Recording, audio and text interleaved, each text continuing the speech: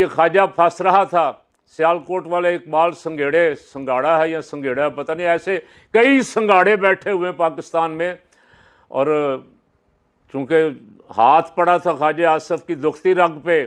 تو خواجہ نے شور شرابہ ڈالا 2-4 دن،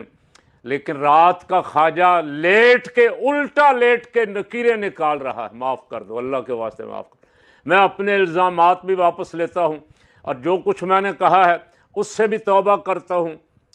بیوروکریسی بھی بڑی پاک صاف ہے۔ رات بیان بدلا،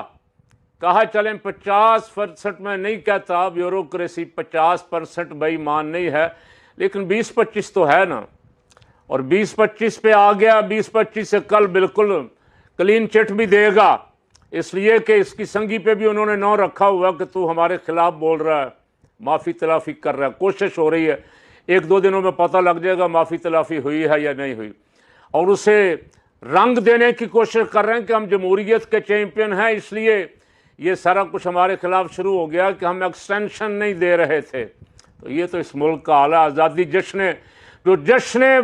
میلاد النبی صلی اللہ علیہ وسلم کے نام پہ بھی دھوکہ کرتے ہیں، فراڈ کرتے ہیں، جو جشن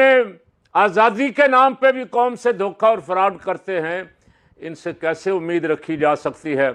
کہ یہ قوم کے ہمدرد ہیں، یہ قوم کا بھلا کریں گے، یہ آنے والے دنوں میں قوم کو ریلیف دیں گے؟ یہ ریلیف دیں گے تو اپنے رشتہ داروں کو، اپنے دائیں بائیں جو فرنٹ مین ہیں ان کو، اپنے صاحبزادوں کو، ان کے صاحبزادے کوئی لندن میں دفتر بنا کے بیٹھا ہوا ہے، کوئی لاہور میں دفتر بنا کے بیٹھا ہوا ہے، صرف مال پکڑنے کے لیے کہ کام آپ کا ہو جائے گا، 50 کروڑ روپے خرچ آئے گا، یہ 50 کروڑ روپے ہمیں پکڑا جائیں، پہلے اس کام میں لگے ہوئے۔